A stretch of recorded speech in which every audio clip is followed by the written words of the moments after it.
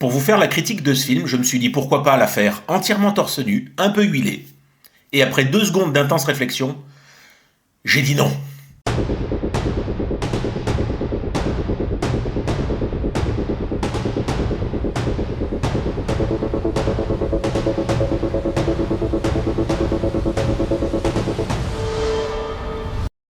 Salut à toutes, salut à tous, j'espère que vous allez bien, j'espère que vous kiffez la saucisse comme d'habitude, moi ça va super bien. Aujourd'hui, cette semaine, moment détente. On reviendra plus tard à des films bien denses, bien dramatiques, machin. Là, c'est pas une tragédie grecque, je pense que vous l'avez vu sur le titre et la miniature. On est là pour un peu de fun. Est-ce que ça veut dire que j'ai passé un excellent moment en regardant le film ? Pas forcément, on est là pour parler de Les Maîtres de l'Univers, le film de Gary Goddard, sorti en 1987. Les Maîtres de l'Univers, c'est une franchise que je connais plutôt très bien, pour laquelle j'ai un affect particulier, je vous en reparlerai un petit peu plus tard dans la critique. Le film est sorti en 87, moi je l'ai vu gamin, je l'ai vu en 90, j'avais 9 ans. 9 ans qui est le bon âge pour voir ce film-là. Je l'ai évidemment revu pour les besoins de la critique, et je peux vous dire que si on enlève le regard et l'âme d'enfant, et qu'on le regarde aujourd'hui avec le recul, ce qu'ils en ont fait, ça fait mal. Ça fait mal. Les Maîtres de l'Univers est un film de fantasy pur. Et comme tous les films de fantasy, il raconte basiquement la lutte du bien contre le mal. Quand le film commence, on est dans un lieu fictif qui s'appelle Eternia, et le bien est incarné par Musclor, sorte de grand guerrier avec épée, cape, etc., bien testostéroné à la Conan le Barbare, épaulé par le maître d'armes, et Tila, qui est la fille du maître d'armes. Ensemble, ils combattent les troupes de Skeletor. Skeletor qui est donc le grand méchant, qui s'est emparé du château de Crâne Gris, château dans lequel réside la sorcière. La sorcière, malgré le nom, sorcière ça peut paraître un petit peu méchant, non, elle est garante de l'équilibre de la paix sur Eternia. Mais elle a été capturée. Capturée et emprisonnée par Skeletor. Skeletor, lui, qui veut foutre le bordel. Skeletor qui a son armée, ses bras droits, etc., qui a un méchant très très méchant, et Musclor qui au contraire incarne le courage et la vertu. Musclor et ses 2 acolytes se rendent à Crâne Gris pour libérer la sorcière et bouter Skeletor hors du château, mais sur leur chemin, ils rencontrent un nain serrurier qui s'appelle Gwildor, et qui a fabriqué une clé permettant de jouer un petit peu avec l'espace et le temps. En activant la clé, malheureusement, ils se retrouvent projetés en dehors d'Eternia. Et où est-ce qu'ils atterrissent ? Ils atterrissent en Californie dans les années 80. Et c'est là où le film nous perd totalement. Alors je commence par quoi ? Qu'est-ce qui va pas ? Déjà, pour bien se situer dans le contexte, il faut savoir que Les Maîtres de l'Univers a été produit par la Canon. Vous savez, la Canon, cette boîte de production qui finançait des grosses séries B dans les années 70, 80, 90, qui ont mis en avant et révélé certains acteurs, comme Chuck Norris ou Charles Bronson, notamment par la série des Justiciers dans la ville ou des Portés disparus, des Delta Force, des films comme ça. Et c'est une boîte de prod qui voulait faire du gros, du lourd, mais avec assez peu de budget, assez peu de moyens. Et là, ça transpire dans Les Maîtres de l'Univers. Et ces contraintes de budget et de moyens, c'est mettre le doigt sur le premier problème du film. Les Maîtres de l'Univers est censé se passer sur Eternia, en tout cas c'est ainsi qu'ont été vendus les jouets. C'est un monde de fantasy qui n'existe pas. Et c'est ainsi qu'a été aussi vendu le lore de l'animé, je m'en souviens parfaitement bien. Là, on va dire que le premier quart d'heure se passe sur Eternia, et d'ailleurs, je trouve, avec une production design pas dégueulasse, que ce soit, et c'est peut-être le seul point positif du film, les gars, les costumes, que je trouve franchement réussis, en tout cas pour ma part, là encore pour l'avoir revu récemment, je trouve que ça ne fait pas cosplay. Je trouve que les costumes vont plutôt bien, que ce soit le costume de Skeletor. Alors évidemment, Skeletor est censé être un squelette. Alors oui, il a une espèce de masque finalement collé sur sa peau qui fait pas très squelette, on va pas se mentir. Mais globalement, c'est assez joli.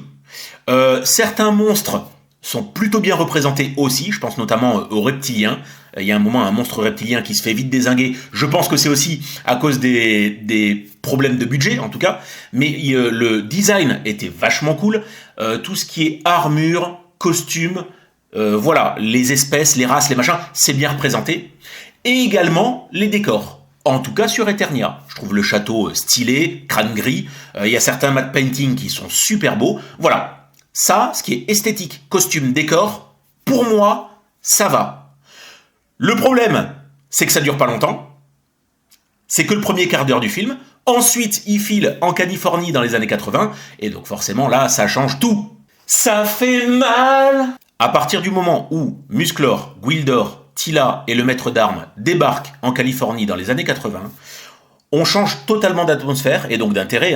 On était sur Eternia avec bataille, laser, épée, combat, rivalité, fantasy. Et on arrive en Californie. La première chose qu'on voit, c'est deux ados, Kevin et Julie. Julie incarnée par la très jolie Courtney Cox. Et on a l'impression d'être plongé dans Beverly Hills, la série. En fait, on regarde une série pour ados. Et elle qui est en train de se demander, est-ce que je vais partir de la Californie parce que j'ai plus rien qui me retient ici, je vais quitter mon boulot, je vais quitter Kevin, je vais refaire ma vie ailleurs. Mais en fait, on s'en fout un petit peu. Nous, on était sur Eternia pour une lutte entre le bien et le mal. Et eux, ils débarquent dans cet univers-là, un petit peu comme les visiteurs d'ailleurs, parce qu'à un moment, ils croisent une vache, ils se demandent ce que c'est. Et en fait, comment vous dire que ça nous coupe totalement des enjeux. Par exemple, lorsque Musclor et Gwildor arrivent à traverser l'espèce de faille spatio-temporelle là, grâce à la clé de Gwildor, dont on ne sait même pas comment ça fonctionne, et que la faille se referme derrière eux, sous les yeux de Skeletor. Impossible pour Skeletor, ni pour Malicia, qui est son bras droit juste à côté de lui, de les suivre. La faille s'est refermée, et ils ne savent même pas ni à quel endroit, ni à quelle époque, ils se sont téléportés. Ils le disent, on peut absolument pas les suivre, on ne sait pas où ils sont, ni quand ils sont. Bon, ça n'empêche pas que 5 minutes après, ils ont trouvé un moyen. Me demandez pas comment, j'ai rien compris. Ils se retrouvent également en Californie, à la bonne époque. Aucun sens. Et donc, on va suivre notre troupe de méchants, faire des allers-retours comme ça, entre la Californie, crâne gris, la Californie, crâne gris. Ça n'a strictement aucun sens. Déjà, ça va un petit peu nous perdre. Et ensuite, mais comment est-ce qu'ils font? Il leur arrive rien, c'est comme s'ils empruntaient une porte. Alors, ça nous perd totalement dans le récit. Et autre incohérence, et alors ça là, c'est en fait là où le film bascule, dans le ridicule le plus profond, c'est lorsque, dans crâne gris, Malicia dit à Skeletor... Bon, Skeletor, voilà ce qu'on va faire. Tu veux récupérer la clé. J'ai sélectionné l'élite de l'élite. Et elle nous présente 4 monstres. Il y en a un qui est humain, qui s'appelle Blade, avec de l'acier, un œil à demi caché, machin, il fait le beau gosse. Il y a l'homme animal, une espèce de gros monstre avec des grosses dents toutes poilues. Il y a le reptilien, dont je vous parlais tout à l'heure, qui était quand même plutôt bien fait. Et il y a une espèce de monstre tout dégueulasse qui ressemble à un cul avec des cheveux peroxydés. Enfin, lui, par contre, il est moche. Alors, il est bien fait en termes de maquillage, mais il est tout moche. Et puis, il est tout petit. Il ressemble à rien. Bref, donc c'est l'élite de l'élite. Donc, Skeletor, il est content. Il leur dit, bon, ben les gars, n'échouez pas. Sinon, vous savez la sentence qui vous attend. Bon. Ils débarquent en Californie, parce qu'ils font tous des allers-retours. Ils tombent au bon endroit, dans une salle des fêtes, où il y a uniquement Julie. Je rappelle, Courtney Cox. Très jeune. Ado, quoi. Ils la poursuivent. Ils ne la rattrapent pas. C'est-à-dire qu'à un moment, ils sont à 2 doigts d'arriver à la choper, machin et tout. Non, elle s'enfuit, elle crie, elle en tape 1 ou 2, et elle arrive à leur échapper. C'est quoi ces troupes d'élite à 2 balles? Ça fait mal. À un moment, quand vous avez un film qui ne respecte ni le lore d'origine sur Eternia, ni la temporalité, ni même ses méchants et les enjeux, là, quand vous regardez ça, vous vous dites, mais film, tu te fous un peu de ma gueule. Alors, je vous disais en introduction que j'avais un affect particulier par rapport au maître de l'univers, et c'est vrai. J'ai eu les jouets. J'ai eu le jouet Musclor, j'ai eu Skeletor, j'avais même le château. Crâne gris, en l'occurrence. J'avais Tila. Donc c'est vraiment une série que j'appréciais énormément. Et pour vous dire, j'ai été élevé au milieu de 14 tortues. Voilà, nous on n'avait pas forcément des animaux de compagnie, on n'avait pas chien, chat, machin, on avait des tortues de Herman, tortues terrestres. Et parmi ces 14 tortues, qui étaient, on va dire, les 2 parents de base, le mâle s'appelait Musclor, la femelle s'appelait Tila. C'est pour vous dire quand même à quel point j'avais un affect par rapport à cette série-là. Et quand je vois ce que le film en a fait, à quel point ils ont tourné les choses, mais avec un résultat qui n'a aucun sens, c'est quand même chier dans les bottes de la franchise. Le film, en plus de pas être intéressant et de pas respecter le lore, n'est pas très bien joué. Le méchant, Skeletor, est incarné par Frank Langella. Globalement, c'est un acteur que j'aime plutôt bien. Mais on a affaire à un méchant ultra caricatural et qui même parfois en fait un petit peu trop. Dans des allures shakespeariennes comme ça, avec des monologues qui n'en finissent pas, des grandes phrases, machin. Enfin, c'est inintéressant au possible. À un moment, on avait envie de lui dire agis un petit peu, Skeletor. Quand on compare au Skeletor du jouet ou de l'animé, ça a quand même rien à voir. Musclor, bon c'est un parangon de vertu, ça on le sait, hein, c'est le mec très musculeux à la Conan, mais avec le courage, avec des vraies valeurs. Bon, ça on peut pas. Dolph Lundgren, comment vous dire, il essaye de faire ce qu'il peut avec ce qu'on lui donne. Malheureusement, ça n'a pas la profondeur d'un Punisher ou d'autres films. Je vais pas comparer à Rocky IV avec Ivan Drago, parce qu'on peut dire que le rôle était quand même pas extraordinaire. Mais là, voilà. En gros, c'est pas qu'il se débrouille très mal, c'est qu'il fait avec ce qu'il a. C'est-à-dire pas grand-chose. Mais là où je vous dis que le film il pisse sur le lore, c'est qu'au lieu de les faire débarquer comme ça en Californie dans les années 80, essayer de respecter un peu l'univers, des maîtres de l'univers, c'est censé se passer sur Eternia. Eternia, c'est à peine évoqué, c'est le premier quart d'heure du film. En plus de ça, on nous présente déjà Musclor en tant que Musclor. Mais Musclor n'est pas Musclor dans le lore des maîtres de l'univers. Musclor, c'est le prince Adam, c'est le prince d'Eternia. On n'en parle jamais. Ça fait mal.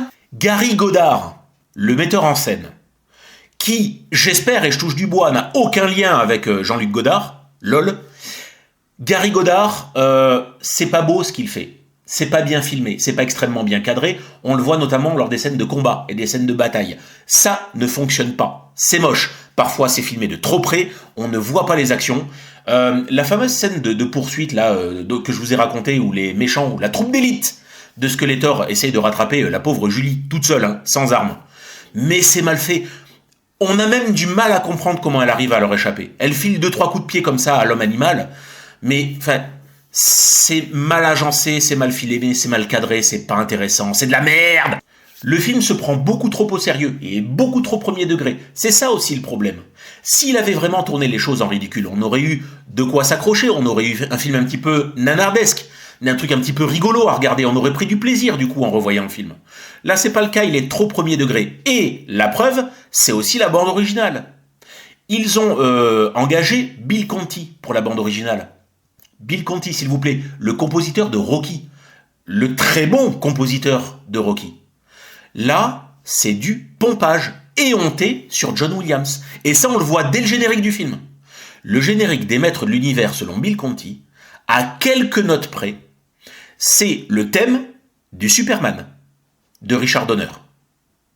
Un peu plus loin dans le film, quand on voit Skeletor avancer parmi ses troupes, la bande originale de Bill Conti, c'est à quelques notes près, on a l'impression de voir le thème de l'Empereur de Star Wars, composé aussi par John Williams. Donc on a envie de se dire, mais en fait, jusqu'où iront-ils dans les maîtres de l'univers ? Il y a presque rien de satisfaisant dans ce film. Ni la bande originale, ni l'acting, ni l'incarnation des personnages, ni ce que ça raconte, parce que c'est foutraque et ça n'a aucun sens avec la franchise d'origine. Ni la mise en scène, parce que je vous l'ai dit, elle est dégueulasse. Le seul truc à sauver, je vous l'ai déjà dit, c'est tout ce qui est chara-design, costume et décor. C'est tout. Quelques effets spéciaux par-ci par-là. Mais c'est tout. C'est la raison pour laquelle j'ai mis pour les maîtres de l'univers sur mon Letterboxd la note de 2 étoiles, parce que, à part ces quelques trucs à sauver, le film n'est pas bon. Ne procure pas de plaisir à être regardé. Pour moi, ça ne mérite pas plus. Alors, c'est pas un navet intersidéral non plus, hein. Voilà. C'est pas un énorme loupé, c'est pas une énorme purge, c'est pas une énorme bouse. Mais par contre, on n'en est pas très très loin.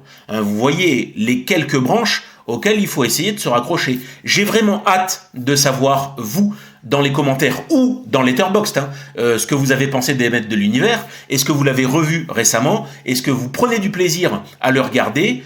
J'ai cru comprendre, et c'est même pas j'ai cru comprendre, j'ai vu la bande-annonce, que le film, enfin la franchise, allait connaître une nouvelle adaptation. Et ça fait des décennies qu'on attend ça. Et ça fait au moins 15 ans que j'entends parler de ce projet-là, et apparemment une bonne annonce est vraiment sortie.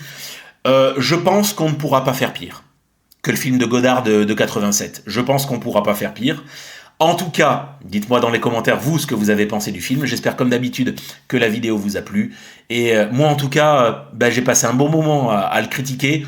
J'ai passé un peu moins bon moment à le regarder. Mais voilà. En tout cas, il est ce qu'il est. Il est dans son jus. Ne le regardez pas si vous avez plus de 9 ou 10 ans. Parce que sinon, vous allez prendre cher. Ça va vous blesser votre petit cœur d'enfant. Je vous souhaite une excellente journée et je vous dis à très très bientôt sur la chaîne. Ciao ciao.